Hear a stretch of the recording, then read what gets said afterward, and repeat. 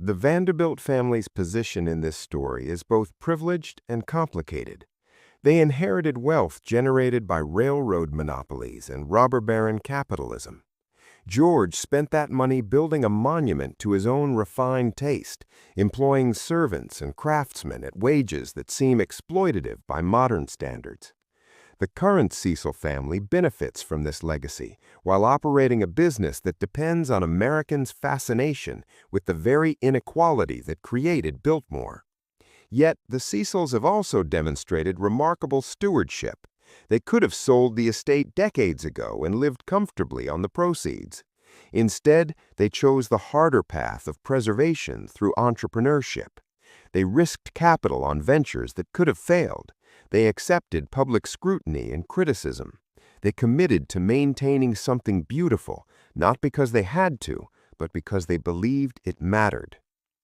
George Vanderbilt died in 1914 at age 51. Having lived at Biltmore for less than 20 years, he never saw his daughter Mary, never met his grandsons, never knew his creation would survive into the 21st century. He built for himself and perhaps for posterity, but he could not have imagined what posterity would require.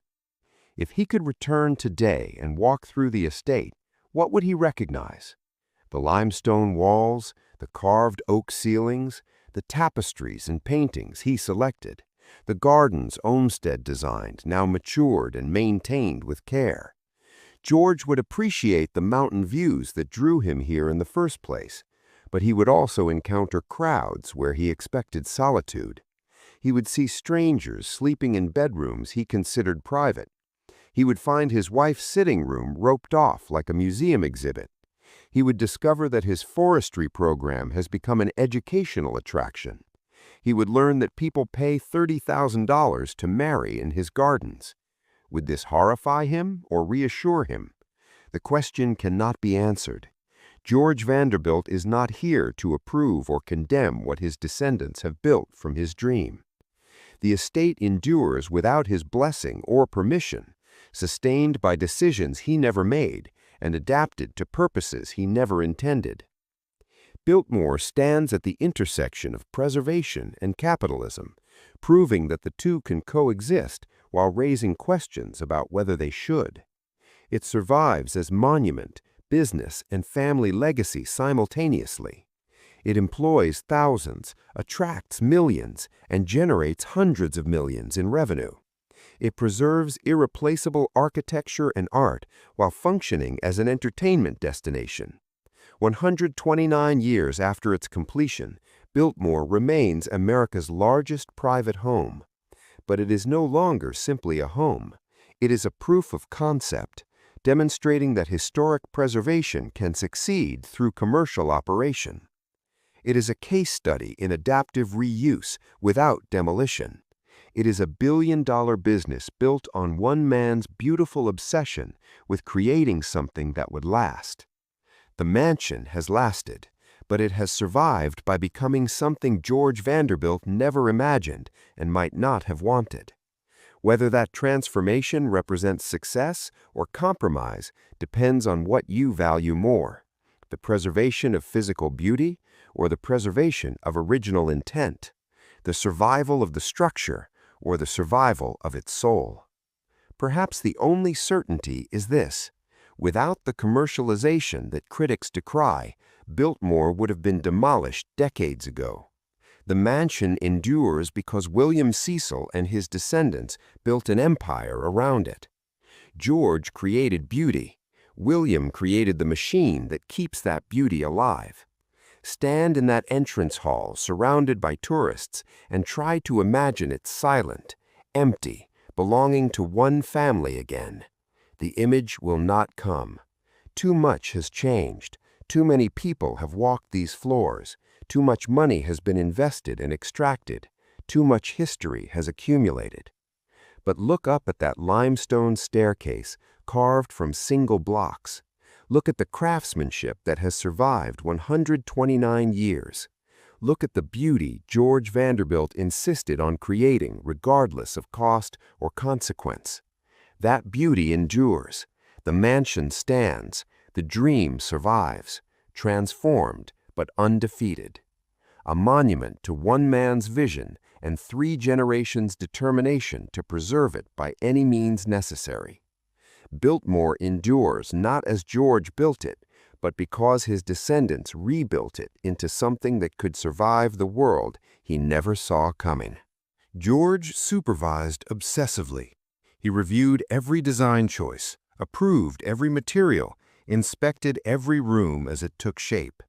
He traveled to Europe repeatedly to purchase furnishings. He bought 16th-century tapestries from French chateaux. He acquired paintings by Renoir, Whistler, and Sargent.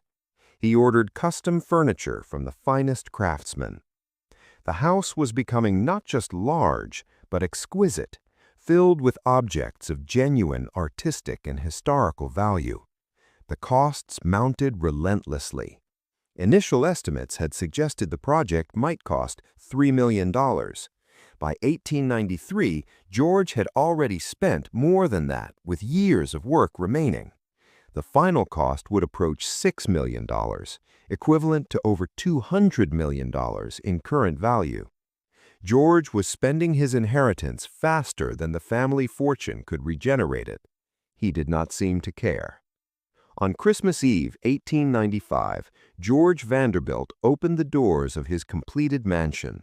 He was 33 years old. He had spent 6 years and an almost incomprehensible sum building what remains the largest private home ever constructed in America. The house party that holiday included family members and close friends. They walked through rooms that took their breath away. They marveled at the scale, the craftsmanship, the sheer audacity of what George had created. But even as guests celebrated, a problem was becoming clear. The mansion was finished. The bills were not. George had built something magnificent and financially unsustainable. Annual operating costs would exceed $250,000. Property taxes alone represented a crushing burden. George's inheritance, though vast, was not infinite, and he had just spent most of it on a house. He had built a palace in the wilderness. Now he had to figure out how to pay for it. George Vanderbilt married Edith Stossant Dresser in Paris on June 1, 1898. She was 25 years old, descended from old New York aristocracy, but without significant wealth of her own. George was 35. The wedding was modest by Vanderbilt standards, attended by close family and friends. They honeymooned in Europe, then returned to Biltmore to begin their life together. Edith transformed the mansion from a bachelor's showplace into a home. She supervised the staff, managed the household accounts, and hosted gatherings that brought life to the vast rooms. She also became deeply involved in the surrounding community. The village of Biltmore, constructed on estate land to house workers and provide services, became one of her primary concerns. She established a school, a hospital, and a church. She organized social programs for workers' families. Where George had focused on the physical beauty of the estate, Edith focused on the people who made it function. Their daughter Cornelia was born on August 22, 1900. She was the only child George and Edith would have. Her arrival brought joy, but also highlighted the question that hung over everything. What would happen to this enormous estate? Who could possibly maintain it after George was gone? George continued to pour money into Biltmore. He expanded the forestry program, hiring Gifford Pinchot, who would later become the first chief of the United States Forest Service, to manage the woodlands scientifically. He established a dairy operation with prize-winning cattle. He built greenhouses to supply flowers and produce year-round. He constructed additional buildings, including All Souls Church in Biltmore Village, designed by Richard Morris Hunt, in the same style as the mansion. The estate employed hundreds of people. Gardeners maintained the formal grounds. Foresters managed the timber operations. Farmhands worked the agricultural land. Inside the mansion, a permanent staff of more than 80 servants kept the household running. There were footmen and maids, cooks and laundresses, butlers and housekeepers. Each required a salary, housing, and supervision. The annual operating costs were staggering. According to later estimates, maintaining Biltmore required approximately $250,000 per year in early 1900s currency. That figure included staff salaries, maintenance and repairs, utilities generated by the estate's own power plant, food for the household and workers, supplies for the farming and forestry operations, and property taxes on the massive acreage. George's income from his inheritance could cover these expenses, but barely. There was almost nothing left for savings or additional investment. Then the financial situation worsened.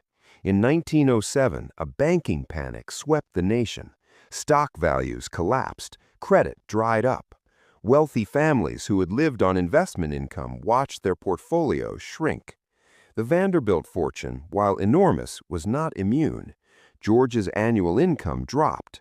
The margin between what Biltmore cost and what George could afford became dangerously thin. He began quietly selling assets. Paintings left the collection. Some furnishings were auctioned. George tried to reduce staff numbers, but the mansion was too large to function with fewer people. Rooms that required daily cleaning could not be abandoned. Systems that required constant maintenance could not be ignored. The house itself demanded an army of workers. George also attempted to make the estate more self-supporting. The dairy operation sold milk and butter to local markets. The forestry program sold timber. The greenhouses sold flowers and plants. But these revenues were insignificant compared to the costs. Biltmore was never designed to generate profit.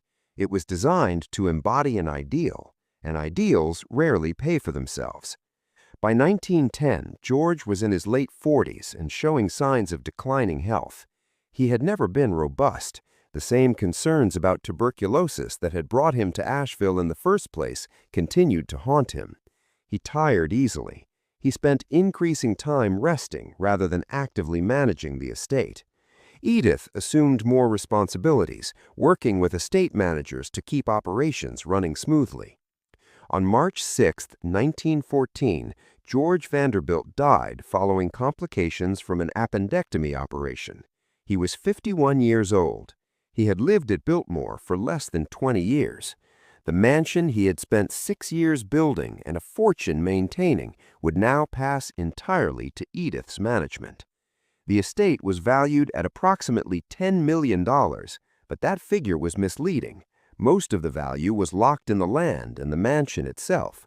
Converting either to cash would mean destroying what George had built. Edith was 41 years old, widowed with a 13-year-old daughter. She now owned 125,000 acres, the largest private home in America, and bills that exceeded $250,000 annually. She had no experience running a business of this scale. She had advisors, estate managers, and a board of trustees, but the final decisions were hers. And the first decision she faced was whether Biltmore could survive at all. The property taxes alone presented an impossible burden. North Carolina assessed the estate based on its total acreage and the value of the improvements. The annual tax bill ran into the tens of thousands of dollars. Edith's income from George's remaining investments could not cover both the taxes and the operating costs. Something had to change. In 1915, Edith made the first of several painful decisions. She began selling land. Not the core estate around the mansion, but the vast wilderness holdings that George and Olmsted had worked so hard to reforest. She approached the federal government with a proposal. The United States Forest Service, newly established and looking to preserve wilderness areas, was interested in acquiring large tracts for public forests.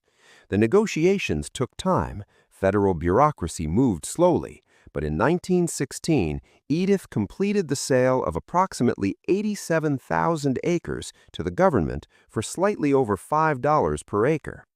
The land became part of Pisgah National Forest, preserved in perpetuity as public wilderness. The sale generated roughly $435,000, enough to pay down debts and provide a financial cushion.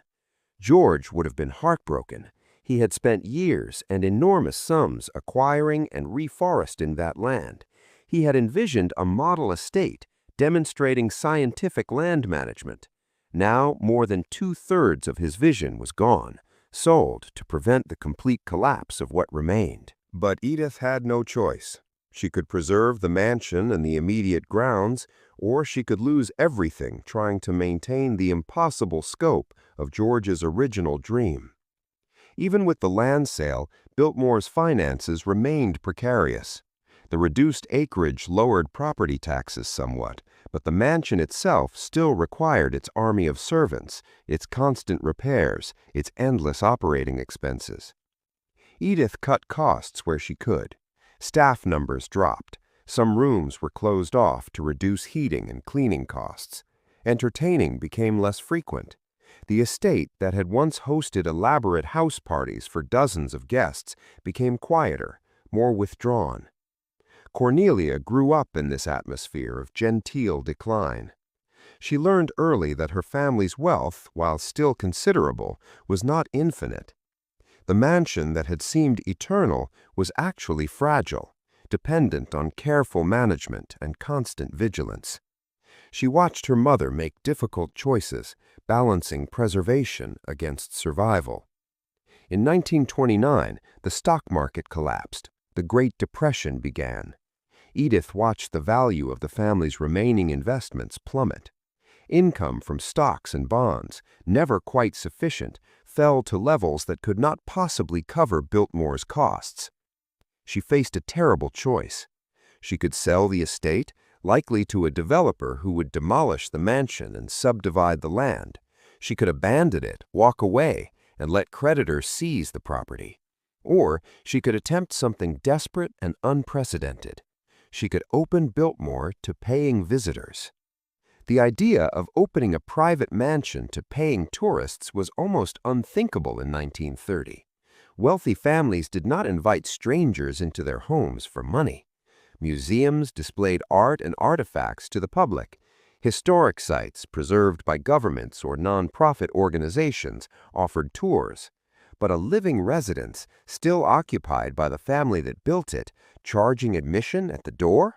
That violated every principle of privacy and dignity that defined upper-class American life. Edith Vanderbilt had no alternative. In March of 1930, Biltmore House opened to the public for the first time. The admission price was set to $2 per person. Visitors could walk through the main floor rooms, marvel at the tapestries and paintings, and glimpse how America's wealthiest families had lived during the Gilded Age. The upper floors, where Edith still maintained private living quarters, remained closed. The response was immediate. Thousands came in the first months. The Great Depression had devastated personal finances across America, but $2 was affordable for middle-class families seeking a day's entertainment. They arrived in automobiles, driving the new highways that were opening the South to tourism. They walked through the banquet hall and stared at the ceiling 70 feet above. They examined the library's carved walnut shelves. They studied the paintings and tried to imagine the wealth required to live in such a place. For Edith, every visitor represented a small victory and a large compromise. The admission fees generated income that helped cover operating costs, but opening the house to strangers meant surrendering the privacy George had valued so deeply. It meant hiring guides to shepherd groups through the rooms. It meant roping off furniture to prevent damage.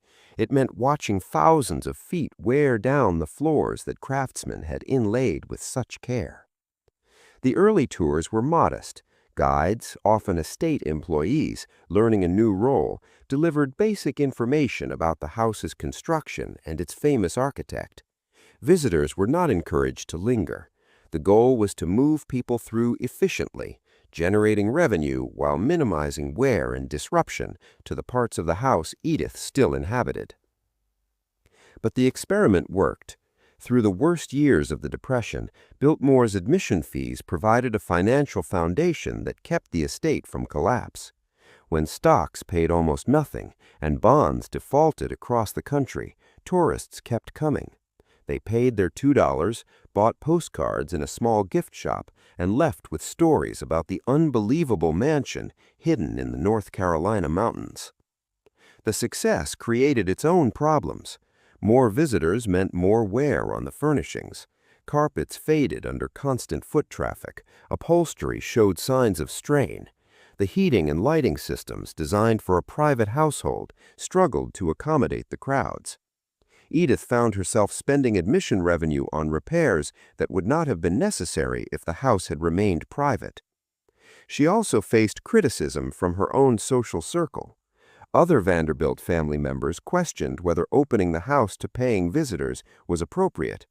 Some suggested she should simply sell the estate and live on the proceeds. Friends from her New York society days expressed sympathy, but privately wondered if she had compromised her dignity. Edith ignored them. She had made her choice. By the mid-1930s, Biltmore had established a pattern that would persist for decades. The house remained Edith's residence, but it was also a tourist attraction. The two functions existed in uncomfortable tension. Edith lived in a subset of rooms on the upper floors. The public toured the ceremonial spaces below. Staff members navigated between their traditional duties serving the family and their new roles as guides and groundskeepers for visitors. Annual visitor numbers grew slowly but steadily. By 1935, approximately 20,000 people per year were paying to tour the mansion. The revenue, while significant to Biltmore's survival, was not transforming the estate's finances. Edith still worried constantly about money, but the immediate crisis had passed. The house would not be sold or abandoned. It would endure, at least for now. Then, in 1929, an unexpected opportunity arrived. The National Gallery of Art in Washington, D.C. was barely a year old when the United States entered World War II. Museum officials feared that enemy bombing might destroy their collections. They needed a secure location, far from coastal cities where priceless artworks could be stored safely. Biltmore, with its massive rooms and isolated mountain location, was ideal. Edith agreed to house the National Gallery's most valuable pieces. In early 1942, trucks arrived carrying crates that contained works from Rembrandt, Vermeer, and other masters. These paintings, worth millions even then, were carefully stored in rooms on Biltmore's first floor. Armed guards patrolled the halls. The estate became, for the duration of the war, one of the most heavily protected private properties in America. The arrangement brought no direct payment. Edith offered the space as a patriotic service, but the publicity was invaluable. Newspapers across the country reported that America's artistic treasures were being preserved at a private mansion in North Carolina. Biltmore's name reached millions who had never heard of George Vanderbilt or his chateau in the mountains. When the war ended and the paintings returned to Washington, Biltmore had gained a new reputation. It was not just a tourist curiosity. It was a place of national importance. Post-war America embraced automobile tourism with unprecedented enthusiasm. The highway system expanded. Gasoline was plentiful and cheap. Middle-class families could afford vacations that previously generations had never imagined. They drove south to escape northern winters. They explored the Great Smoky Mountains, and many stopped at Biltmore. Visitor numbers climbed. By 1950, the estate was attracting approximately 50,000 tourists per year. The admission price had risen to $3. The tours had expanded to include more rooms and more detailed information about the Vanderbilts and their lifestyle. A small restaurant opened on the grounds, serving meals to visitors who wanted to spend the entire day. Edith watched these changes with mixed feelings. She was proud that Biltmore had survived when so many other Gilded Age estates had been demolished or abandoned. She appreciated that people valued what George had created, but she also mourned the loss of privacy and intimacy. The house she had shared with her husband had become a business, and businesses are never quite homes. In 1958, Edith Stuyvesant Vanderbilt died at age 84. She had outlived George by 44 years. She had preserved his creation through the Depression, a world war, and the dramatic social changes that had transformed American society. She had opened the doors to the public, compromising George's vision of privacy to ensure the mansion's survival. Whether he would have approved is unknowable, but without her decisions, Biltmore would almost certainly have been lost. Edith's will left the estate to her grandsons, George Henry Vanderbilt Cecil and William Amherst Vanderbilt Cecil. The brothers were the sons of Cornelia and John Cecil. They had grown up partly at Biltmore, watching their grandmother manage the delicate balance between preservation and tourism. Now the responsibility passed to them. George Cecil, the older brother, inherited the house and the core estate. William received other family assets. But in 1960, the brothers agreed to a different arrangement. William would take primary control of Biltmore, managing it as a business. George would pursue other interests. The decision would prove crucial. William Cecil was about to transform his grandmother's survival strategy into something far more ambitious. He was 30 years old, educated at Harvard, practical-minded in ways that neither George Vanderbilt nor Edith had been. William looked at Biltmore and saw enormous potential being wasted. The estate attracted tourists, but it offered them almost nothing beyond a house tour. They came, they looked, they left. What if they could be encouraged to stay longer? What if Biltmore could become not just an attraction, but a destination? The mansion had survived its first crisis. It was about to undergo a transformation that would turn survival into triumph. William Cecil understood something that Edith had not fully grasped. Biltmore was not competing with other historic houses. It was competing with theme parks, beach resorts, and ski lodges. Families planning vacations wanted destinations that could occupy multiple days. A 2-hour house tour, no matter how impressive, could not anchor a week's trip.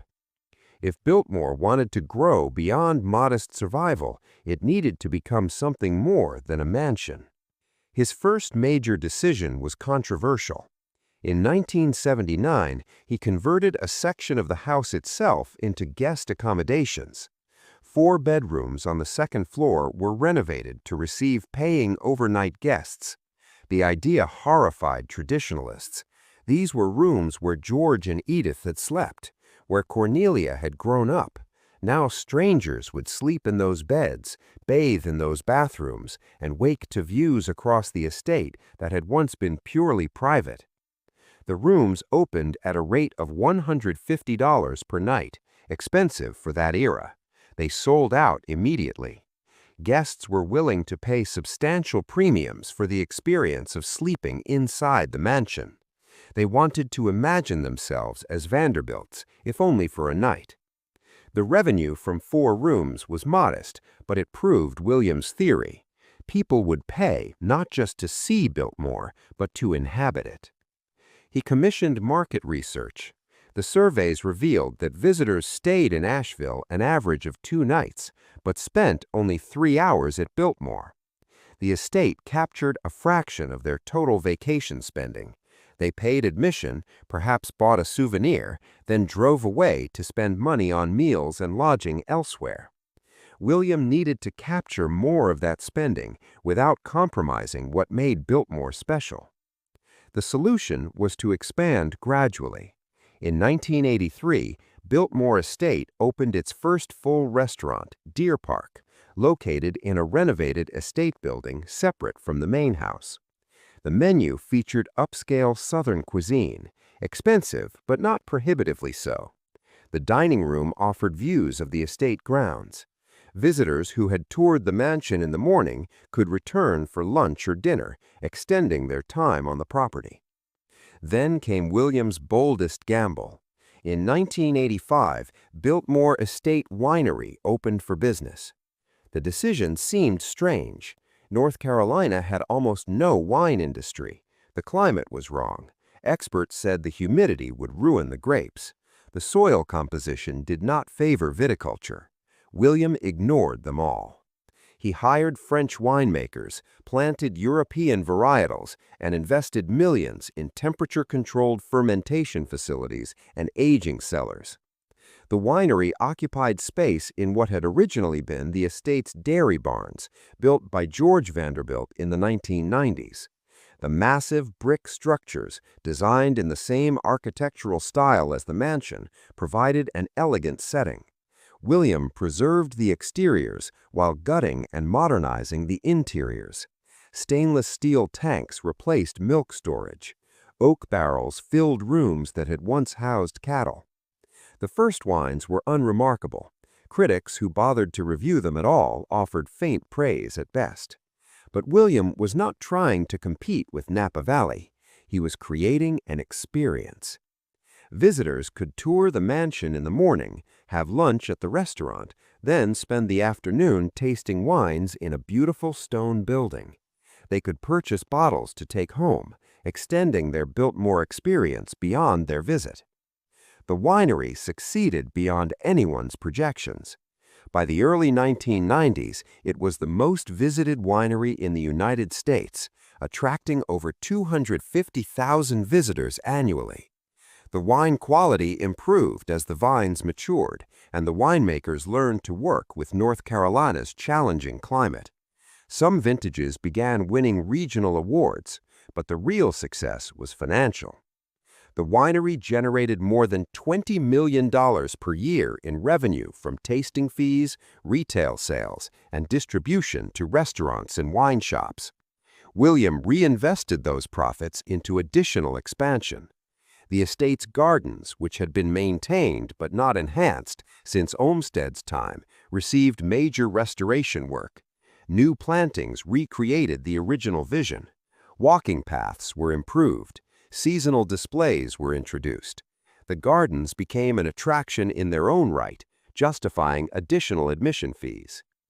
He also developed new event programs. Biltmore began hosting weddings in the gardens and estate buildings. The fees were substantial, often exceeding $20,000 for a single event, but couples were willing to pay to marry in one of America's most photographed locations. The estate could accommodate multiple weddings per weekend during peak season without the events interfering with regular tourism. The Christmas season received special attention. William expanded the holiday decorations until they became an attraction separate from the house tour itself. Dozens of Christmas trees filled the mansion's rooms, each decorated to a theme. Poinsettias lined the staircases. Garlands draped every surface. Candlelight evening tours were introduced, limiting visitor numbers and charging premium prices for an intimate experience. The strategy worked. December attendance exploded. By the late 1990s, more than 30% of Biltmore's annual visitors arrived during the 6 weeks between Thanksgiving and New Year's Eve. The Christmas program generated so much revenue that it effectively subsidized the slower winter months. William also made a decision that would define Biltmore's future relationship with the surrounding community. He began selling land, not the core estate, but parcels on the periphery. These sales were carefully controlled. William retained approval rights over what could be built. The result was upscale residential development, estates, and luxury homes that complemented rather than conflicted with Biltmore's character. The land sales generated tens of millions of dollars that William poured back into estate improvements, but they also generated controversy. Critics accused him of betraying George Vanderbilt's vision. They argued that selling any land violated the principle of preservation. William responded that his great-grandfather had wanted to create beauty and sustain a working estate. The land sales funded both goals. Without that capital, Biltmore could not afford the constant restoration work that preservation required. By 2000, annual visitor numbers had reached 900,000. The estate employed over 1,000 people. Revenue exceeded $100 million per year from admission fees, lodging, food and beverage sales, winery operations, retail, and special events. Biltmore had evolved from a house museum barely surviving on admission fees into a diversified tourism business. But William was not finished. The most ambitious expansion was yet to come. In 2001, the Inn on Biltmore Estate opened. This was not 4 converted bedrooms in the mansion. This was a purpose-built luxury hotel with 213 rooms located on a hill overlooking the estate. The design echoed the mansion's architecture without copying it. Guests paid $350 or more per night for rooms with views across the mountains. The inn transformed Biltmore's business model completely. Now families could spend 3 or 4 days on the estate without ever leaving the property. They could tour the mansion, dine at multiple restaurants, taste wines, explore the gardens, hike the trails, and sleep in luxury accommodations. Every dollar they spent stayed with Biltmore. The estate had become what William always envisioned, a destination capable of competing with any resort in America. The inn also hosted conferences and corporate events, markets that house museums could never access. Companies paid to hold meetings in the hotel's conference facilities, adding another revenue stream. The property's appeal extended beyond tourists to include business travelers willing to pay premium rates for a unique setting. Critics continued to question whether Biltmore had strayed too far from its origins. The mansion George Vanderbilt built as a private sanctuary now anchored a commercial empire. Luxury hotels, wineries, restaurants, wedding venues, and subdivisions were grafts onto his original vision. Would he have approved? Would he have been horrified? William Seal had a ready answer.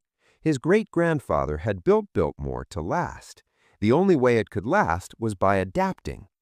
Every other comparable Gilded Age estate had been demolished or converted to institutional use. The Breakers in Newport survived as a museum operated by a preservation society. Hearst Castle in California was donated to the state. Biltmore remained in family hands, still private property, still generating enough revenue to pay for its own maintenance without depending on public subsidies or charitable donations.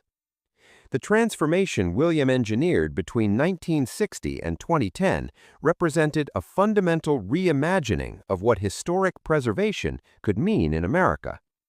Biltmore proved that private ownership and commercial success were not incompatible with preservation. The mansion endured not despite its tourism empire, but because of it. The numbers tell the story of what William Seal accomplished. In 1960, Biltmore attracted approximately 200,000 visitors per year and generated revenue barely sufficient to cover operating costs. By 2010, annual attendance had reached 1.2 million. Revenue exceeded $200 million. The estate employed more than 2,400 people, making it the largest private employer in western North Carolina. But numbers alone do not capture the transformation. Biltmore had become a template that other historic properties studied and attempted to replicate. The model was simple in concept, difficult in execution.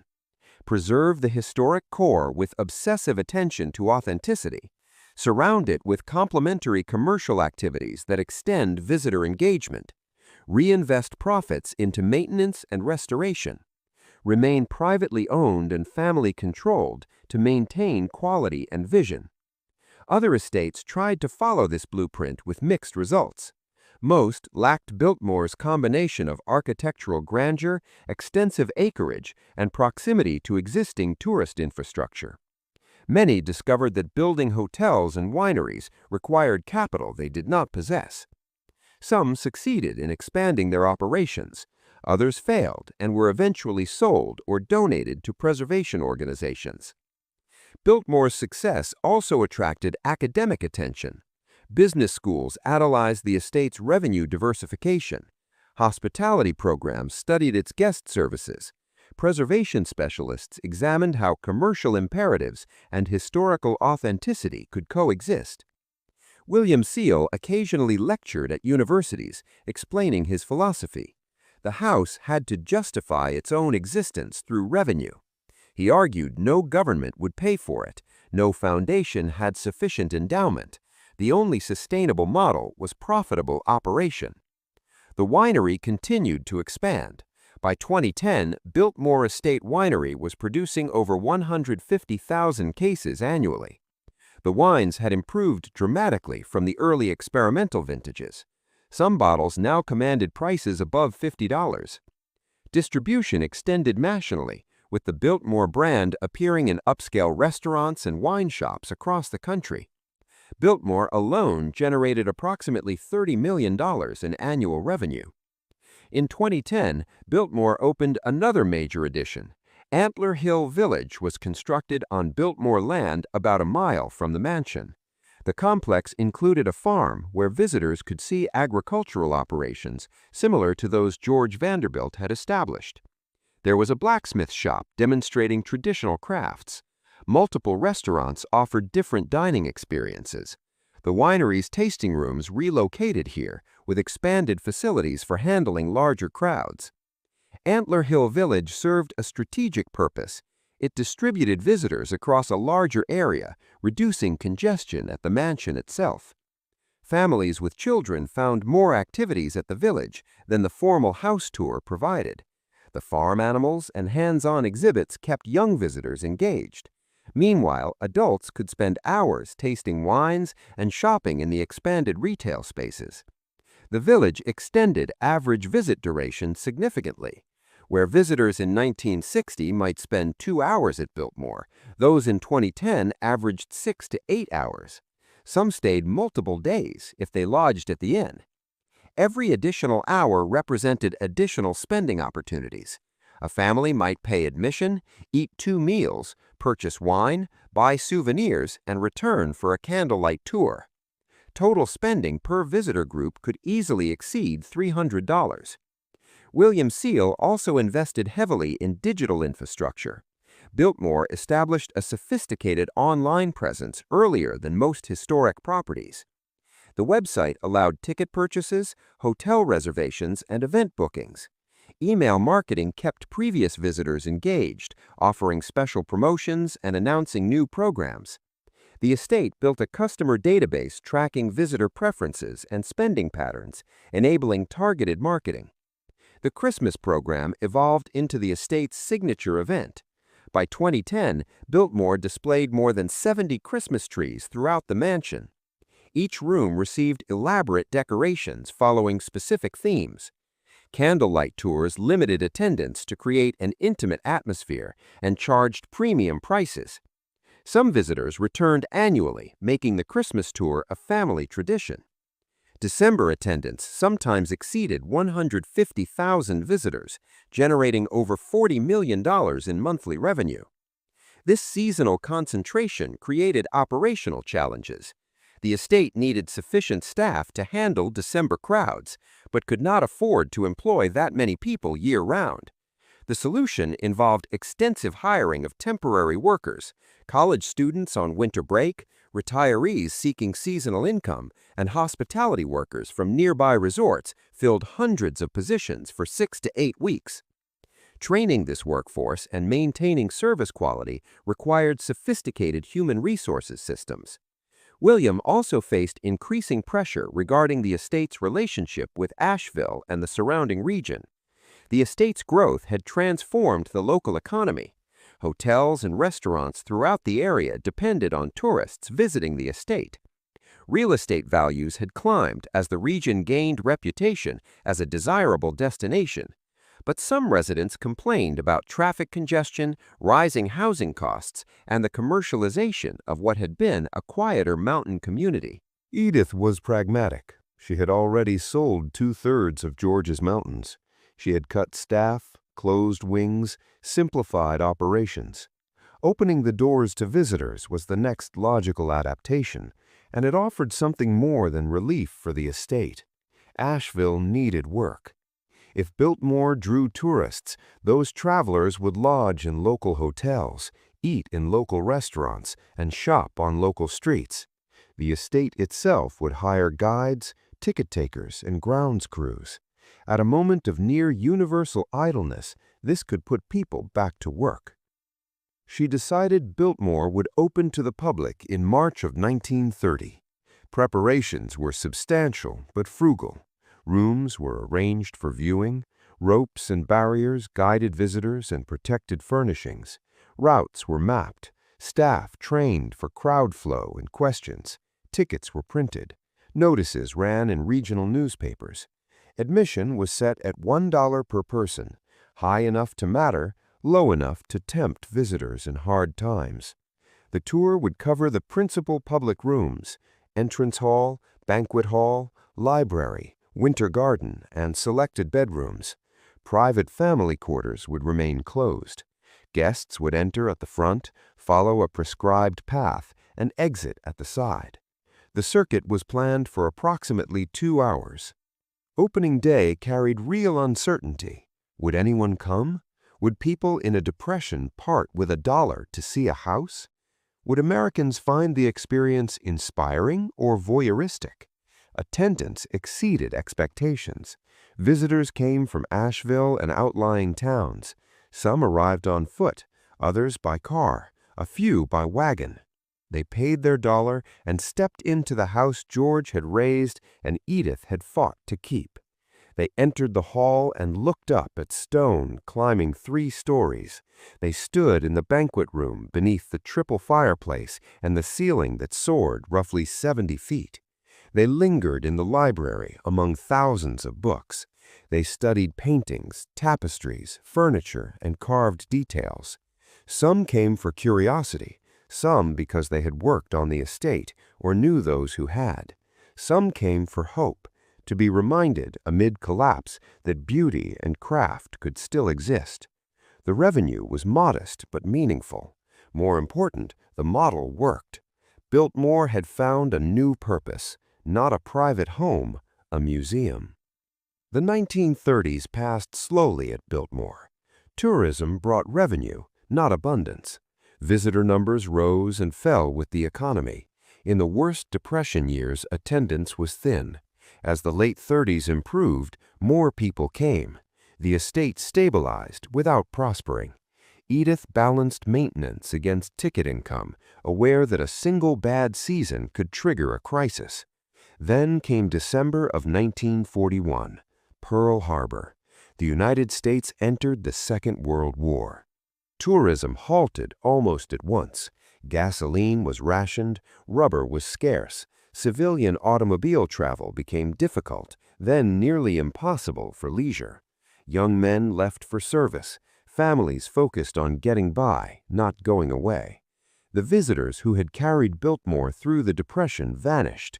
Edith faced another financial cliff. This time, an unexpected option appeared. The National Gallery of Art in Washington, D.C. had a problem. Its collection, paintings, sculpture, and historic documents of immense cultural and monetary value, needed protection. With the nation at war and fears of bombing or sabotage in the capital, the gallery sought a secure site far from Washington to house its most important works. The requirements were exacting. The location needed to be inland, away from coastal threats. It required controllable climate, stable temperature and humidity for fragile art. It needed security, isolation, and restricted access. And it needed space, large rooms to hold hundreds of crated pieces. Biltmore met every condition. The house sat in the mountains, far from ports and primary targets. Rooms were vast with high ceilings. The structure was stone and largely fireproof. Mountain air was cool. George's heating system, installed half a century earlier, could regulate interior climate. The estate was private, gated, and reachable by limited roads that were easy to monitor. Negotiations proceeded quietly. In 1942, the first shipments arrived. Trucks rolled in at night bearing wooden crates stenciled only with numbers. Guards accompanied them. Crates entered through service doors and were carried to secure rooms, chiefly the first-floor music room and several large upstairs bedrooms with minimal windows, stable temperatures, and ample floor area for safe stacking. The contents were extraordinary, though few at Biltmore knew specifics. The crates reportedly held works by Rembrandt, Raphael, Vermeer, and Gilbert Stuart, including Stuart's iconic portrait of George Washington, the image on the $1 bill. Paintings worth, in the aggregate, millions of dollars sat in darkened rooms while war burned overseas. Security was discreet. Armed guards patrolled, dressed in civilian clothes to avoid attention. Staff understood that something important was stored and were told not to discuss it. Edith herself rarely entered the storage rooms. Representatives from the gallery visited periodically to verify temperature and humidity and to inspect conditions. The arrangement continued through 1942, 1943, and into 1944. A house built for beauty and entertaining now served as a vault. The Winter Garden fountain still whispered, lights still glowed in the library, but the halls were quieter than they had been in decades. Few visitors, minimal activity, guards on rounds, and crates holding a portion of America's artistic inheritance. For Edith, the arrangement carried several benefits. The government paid rent, not a fortune, but reliable income while tourism had ceased. Federal guards effectively secured the entire estate at no cost to her. Most of all, the partnership affirmed Biltmore's significance. The house was not merely a relic of Gilded Age excess, it was a national resource trusted to protect culture in crisis.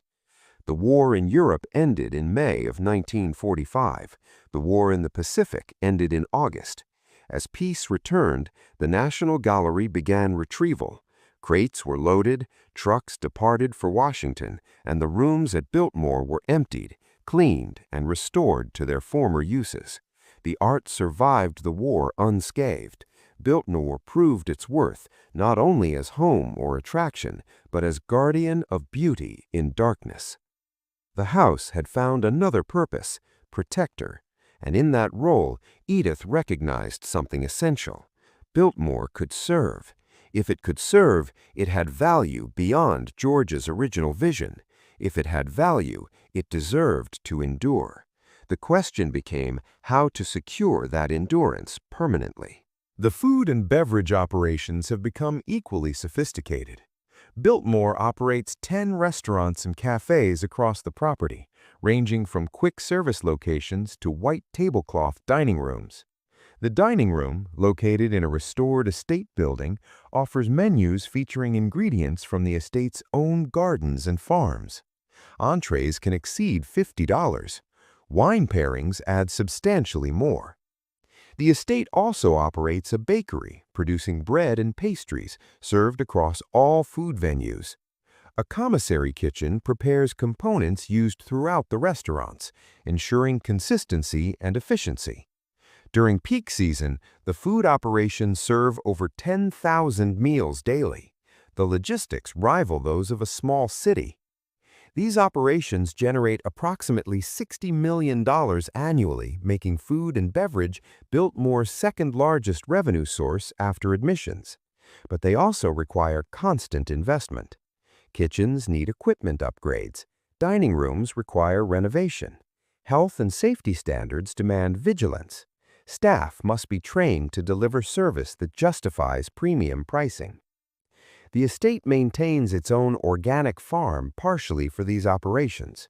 Vegetables, herbs, and some fruits come from Biltmore-owned fields. Heritage breed chickens provide eggs. The farm is not large enough to supply everything the restaurants need, but it provides marketing value. Menus can claim farm-to-table authenticity, and the working farm serves as an educational attraction for visitors. Educational programming has become another revenue stream. Biltmore offers behind-the-scenes tours showing parts of the mansion not included in regular visits. The rooftop tour takes guests onto the steep slate roof with views across the estate. The architecture tour focuses on construction techniques and design details. These specialty tours command premium prices, often $50 or more above basic admission. The estate also hosts workshops and classes. Wine education seminars teach tasting techniques and viticulture basics. Gardening workshops demonstrate Olmsted-inspired landscaping principles. Photography classes use the estate's photogenic grounds as outdoor classrooms. Each program generates additional revenue while enhancing visitor engagement. Some programs target specific demographics. Mother-daughter tea events attract multi-generational groups willing to pay premium prices for a refined experience. Gentlemen's bourbon tastings pair spirits with cigars in a men's-only setting. These targeted offerings allow differential pricing based on perceived value rather than cost. The estate has also developed corporate relationships beyond simple event hosting. Biltmore licenses its name and imagery to manufacturers producing everything from furniture to paint colors. A partnership with a major paint company created a Biltmore color collection, featuring historic hues found throughout the mansion. Customers buying paint at hardware stores can choose Vanderbilt Blue or Biltmore Ivory, connecting their home improvement projects to the estate's prestige. Furniture licensing agreements allow manufacturers to produce reproductions of pieces in the mansion's collection. A sofa similar to one in the library might retail for $8,000. Customers receive a certificate of authenticity linking their purchase to Biltmore. The estate receives royalties on every sale without manufacturing anything itself. These licensing deals generated approximately $10 million annually by 2020. They require minimal operational overhead, making them nearly pure profit. But they also extend the Biltmore brand into contexts George Vanderbilt never imagined. His private possessions become templates for mass production. The hotel operations represent the estate's largest capital investment and potentially its most controversial evolution. The Inn on Biltmore Estate and the Village Hotel together contain over 400 rooms. During peak season, they operate at near full occupancy, generating room revenues that can exceed $40,000 per night across the entire portfolio. But hotels require constant reinvestment. Rooms need periodic renovation to meet changing guest expectations. Technology upgrades are ongoing as travelers demand better Wi-Fi and more connectivity. Competition from new luxury properties in the region forces Biltmore to maintain premium standards. The estate has invested tens of millions in hotel improvements over the past 2 decades. The hotels also create operational challenges that house museums never face. Labor relations become more complex. Unionization efforts have occurred periodically, though none have succeeded. Employee benefits must compete with those offered by corporate hotel chains. Turnover in housekeeping and food service positions requires constant recruitment and training. Guest complaints must be handled with hospitality industry expertise. A bad review on a travel website can damage bookings for months. The estate employs dedicated guest services staff monitoring online reputation and responding to complaints. This aspect of the business would be completely foreign to George Vanderbilt, who never concerned himself with strangers' opinions of his home. Environmental sustainability has become both a marketing tool and an operational necessity. Biltmore has invested in energy-efficient systems, water conservation measures, and waste reduction programs. Solar panels supplement grid power. Heat recovery systems capture waste energy. These investments reduce operating costs while enhancing the estate's appeal to environmentally conscious visitors. The sustainability programs also generate positive publicity. Awards from environmental organizations and green tourism certifications provide marketing material. Visitors who might question the excess of a 250-room mansion can be reassured that its current operation minimizes environmental impact. The contradiction between the estate's origins and Gilded Age extravagance and its present commitment to sustainability apparently troubles few guests. Biltmore's success has made it a model studied by other historic properties worldwide. Representatives from European chateaux, British estates, and Asian heritage sites visit to understand the business model. The estate occasionally hosts conferences for preservation professionals, sharing insights about revenue diversification and operational management. This influence extends Biltmore's impact beyond its own survival. Other properties have successfully implemented similar strategies, opening hotels, developing retail operations, and expanding food service. The template William Cecil created has helped preserve historic structures that might otherwise have been lost. In that sense, Biltmore's commercial evolution benefits preservation generally, not just the Vanderbilt estate. But each property that follows this path faces the same fundamental question. At what point does commercial success compromise the authenticity it claims to preserve? When does a historic house stop being a preserved monument and become merely a themed entertainment venue? Biltmore has navigated this tension for decades. The answer remains contested. The property tax situation reveals the complex relationship between Biltmore and local government. The estate sits in Buncombe County, North Carolina, subject to annual property tax assessments for decades. Those assessments have been contentious. The county argues that Biltmore should be taxed based on its value as a commercial tourism operation, which would generate millions in annual revenue. The estate contends it should be assessed primarily as agricultural and forest land, with the mansion treated as a historic structure rather than a commercial facility. The distinction matters enormously. Agricultural land in North Carolina receives preferential tax treatment to encourage farming. Forest land similarly benefits from reduced assessments. If Biltmore's 8,000 acres were taxed as commercial property at full market value, the annual bill could exceed $10 million.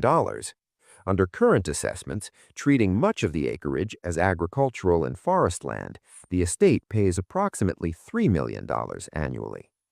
Biltmore has fought multiple reassessment attempts. The legal arguments are technical, involving questions about what constitutes agricultural use versus commercial recreation. The estate points to its working farm, its forestry program, and its land conservation efforts. The county points to the hotels, the winery, and the massive tourism revenue. Both sides have valid arguments. The resolution usually involves compromise assessments that neither side fully endorses. Local residents watched these battles with mixed feelings. Higher taxes on Biltmore would benefit county services, schools, and infrastructure. But if taxes became prohibitive, the estate might reduce operations or even sell portions of the property. The economic disruption would devastate the region. Biltmore's presence supports thousands of jobs beyond its own employees. Hotels, restaurants, and retailers throughout Asheville depend on tourists drawn by the estate.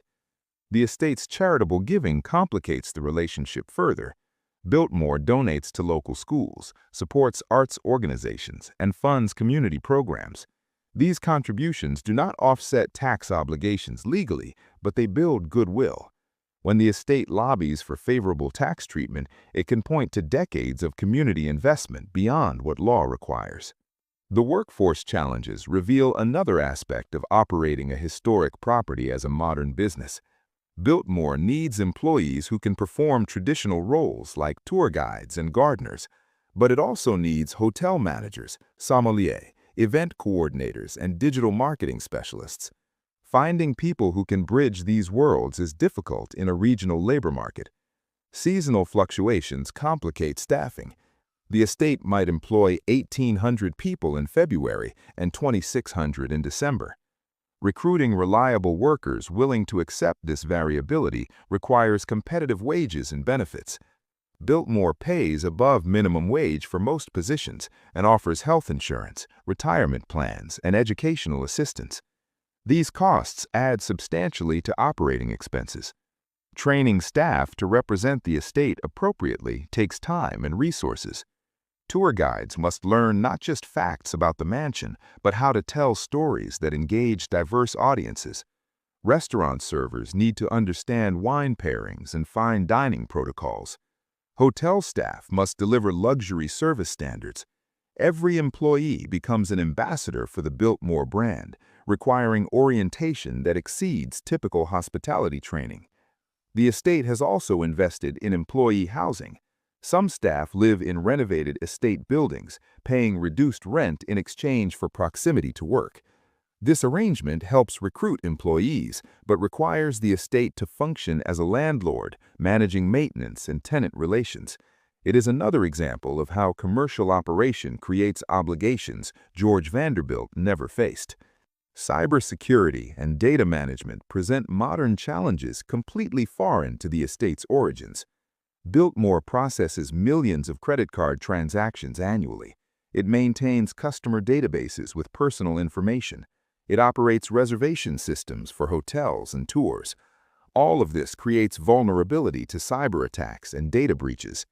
The estate employs information technology specialists managing servers, networks, and security protocols. They monitor for intrusion attempts and ensure compliance with payment card industry standards. A successful cyber attack could compromise customer data, damage the estate's reputation, and trigger regulatory penalties. These risks did not exist when Edith Vanderbilt opened the house to tourists in 1930. Social media has transformed how Biltmore markets itself. The estate maintains active presence on multiple platforms, posting images, announcing events, and engaging with followers. A stunning photograph of the mansion at sunset can generate thousands of shares, reaching potential visitors at no cost beyond staff time. But social media also amplifies complaints. A negative review can spread rapidly, requiring immediate response. The estate monitors its online reputation constantly. Staff respond to comments, address concerns, and attempt to convert critics into satisfied customers. This perpetual public relations effort would have been unimaginable in earlier eras. Now it is essential to maintaining visitor numbers and premium pricing. The pandemic tested Biltmore's business model severely. In March of 2020, the estate closed completely for the first time since 1930. No visitors, no hotel guests, no wine tastings. Revenue stopped while expenses continued. The mansion still required climate control and security. The gardens needed maintenance. Thousands of employees faced unemployment. The estate applied for federal assistance available to businesses affected by the pandemic. It implemented furloughs and layoffs where necessary, but the Seal family made a crucial decision. They would maintain the core preservation staff regardless of financial pressure. The mansion would be protected even if the business collapsed. Biltmore reopened in June of 2020 with reduced capacity and extensive safety protocols. Temperature checks at entrances, mandatory masks, one-way traffic patterns through the mansion, reduced tour group sizes. These measures reassured some visitors while deterring others. Annual attendance fell below 900,000, the lowest in decades. Revenue dropped approximately 40%, but the estate survived. The diversified business model that critics had questioned proved its value. When tour revenue declined, hotel bookings from regional visitors seeking staycations provided cushion. Wine sales through online channels offset lost tasting room traffic. The estate's financial reserves, built during profitable years, covered the shortfall. By 2021, operations had largely normalized. Attendance rebounded toward pre-pandemic levels. The experience demonstrated both Biltmore's resilience and its vulnerability. The business could withstand significant shocks, but total closure remained an existential threat. The pandemic highlighted that no amount of diversification eliminates risk entirely. The estate has also navigated changing visitor expectations. Modern tourists expect Wi-Fi throughout properties. They want mobile apps providing self-guided tour information. They share experiences on social media in real time. Biltmore has invested millions in digital infrastructure to meet these demands while preserving the mansion's historic character.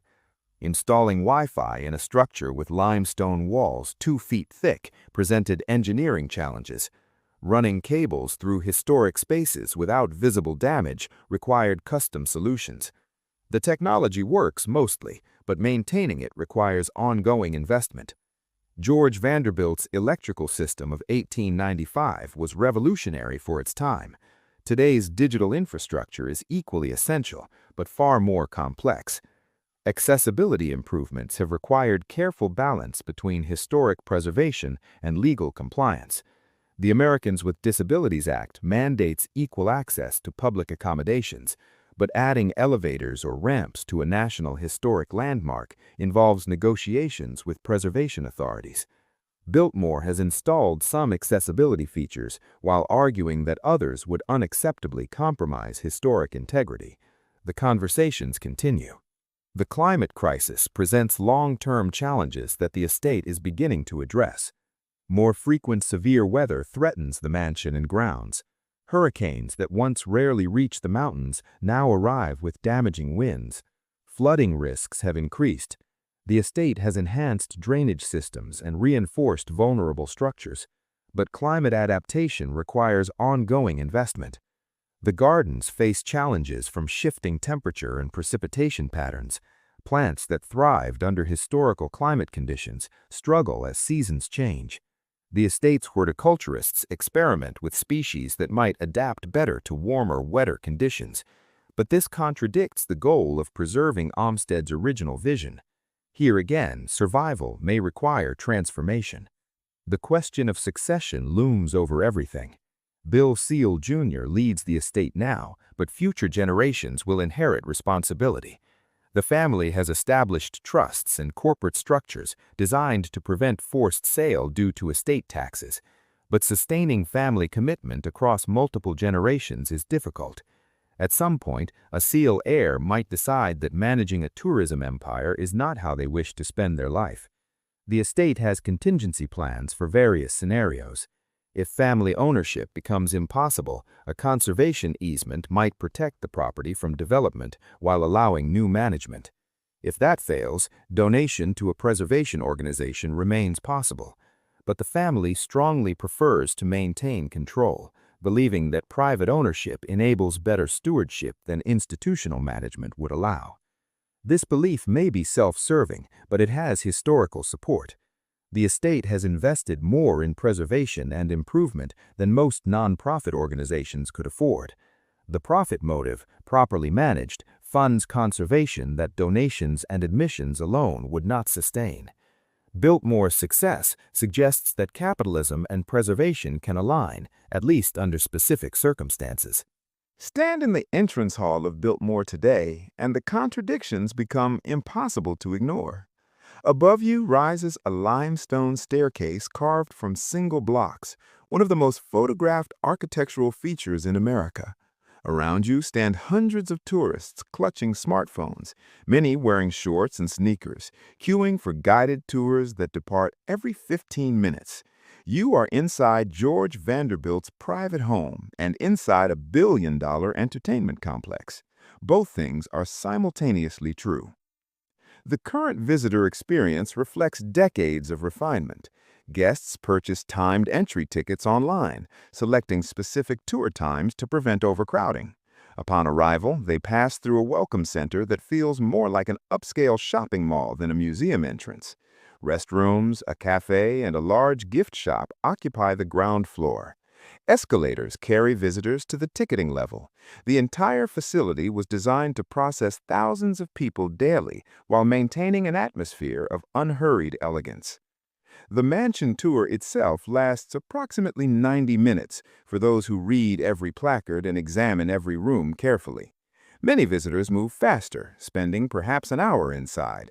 They walk through spaces where George and Edith lived, but those spaces now contain velvet ropes, alarm sensors, and discrete climate monitoring equipment. The rooms are preserved as they appeared during the Vanderbilt occupancy, but they function now as museum exhibits rather than living spaces. Guides recite carefully scripted information about the family, the architecture, and the objects on display. The scripts are researched thoroughly and updated regularly as historians discover new information, but they are still scripts designed to convey specific narratives in an allotted time. The spontaneity of actual family life has been replaced by professional presentation. Approximately 40% of current visitors are repeat guests. They return to see Christmas decorations, spring flowers in the gardens, or simply to experience the mansion again. Some have visited dozens of times over decades. For these regulars, Biltmore functions less as a historic site than as a familiar retreat, a beautiful place to spend a few hours away from ordinary life. The estate's endurance can be measured in multiple ways. It has survived 129 years since completion, longer than George himself lived. It has outlasted more than 90% of comparable Gilded Age mansions, most demolished within decades of construction. It remains in family ownership when nearly every similar property has been sold, donated, or seized for unpaid taxes. Financially, the numbers tell a success story that would have seemed impossible in 1930, when Edith first opened the doors. Annual revenue of $300 million dwarfs the $2 admission fees she nervously charged. The estate's valuation, if it ever came to market, would likely exceed $1 billion. Property insurance alone costs millions annually, reflecting the irreplaceable nature of what is being protected. But financial success does not answer the fundamental question: is this what preservation means? George Vanderbilt wanted to create a private sanctuary, demonstrating that American wealth could produce lasting beauty. His estate now demonstrates that lasting beauty requires commercial exploitation. Which lesson would he consider more important? Preservation purists argue that Biltmore has compromised too much. They point to the hotels built on estate grounds, the weddings staged in the gardens, the retail operations selling trinkets. They contend that the mansion has become a prop for a tourism business rather than a protected monument. Some suggest the estate should have been donated to a non-profit organization decades ago, accepting lower revenue in exchange for educational mission purity. But the counter-argument is compelling. Non-profit historic sites struggle constantly with funding. They depend on admission fees that barely cover operating costs, supplemented by donations that fluctuate with economic conditions. They defer maintenance, close sections of properties, and reduce staff during budget crises. Biltmore has avoided all of this by generating profit sufficient to fund preservation at the highest standards. The mansion's condition supports this view. The conservation work Biltmore performs exceeds what most museums can afford. Textiles are rotated on regular schedules to minimize light exposure. Climate control maintains precise temperature and humidity levels year-round. Professional conservators treat paintings, furniture, and decorative objects on an ongoing basis. The roof receives maintenance that prevents small problems from becoming catastrophic failures. This level of care costs approximately $10 million annually, separate from general operating expenses. Few nonprofit organizations command budgets allowing such investment. Biltmore's commercial revenue makes it possible. The mansion is arguably better preserved now than at any point in its history, protected by systems and expertise that did not exist when George lived there. The estate has also preserved the surrounding landscape in ways that pure commercial development would never have allowed. The 8,000 acres remaining in family ownership function as a de facto greenbelt, preventing sprawl and protecting viewsheds. The forestry program George established continues operating, demonstrating sustainable timber management. These conservation achievements result directly from the family's ability to generate revenue from tourism rather than logging or real estate development. Biltmore's influence on American preservation extends beyond its own survival. The model has inspired other historic properties to expand commercial operations. Mount Vernon has added museums and educational facilities. Hearst Castle developed visitor services. European estates have studied Biltmore's approach to revenue diversification. The template has become standard for properties attempting to remain financially viable. Critics note that this template also normalizes commercialization. Each successful hotel added to a historic property makes the next one seem less controversial. Wedding venues become expected amenities rather than questionable intrusions. The line between preservation and entertainment blurs until distinguishing between them becomes difficult. The estate's relationship with academic historians reveals another tension. Biltmore employs professional historians who research the family and maintain archives. They publish findings and share information with scholars. But the estate also controls access to primary sources and shapes narratives presented to visitors. Some academic researchers have complained about restrictions on archival access or pressure to frame findings in ways that support institutional messaging. This is not unique to Biltmore. All institutions that control historical resources exercise some degree of gatekeeping. But when the institution is also a profit-making business, questions arise about whether commercial interests influence historical interpretation. Does Biltmore present the most accurate history possible, or the most marketable version of that history? The tours themselves demonstrate this tension. Guides discuss George's vision and Edith's courage, but rarely mention family conflicts, business failures, or darker aspects of Gilded Age inequality. The narrative emphasizes beauty, innovation, and preservation success. Less comfortable topics receive minimal attention. This is commercially sound, but historically incomplete.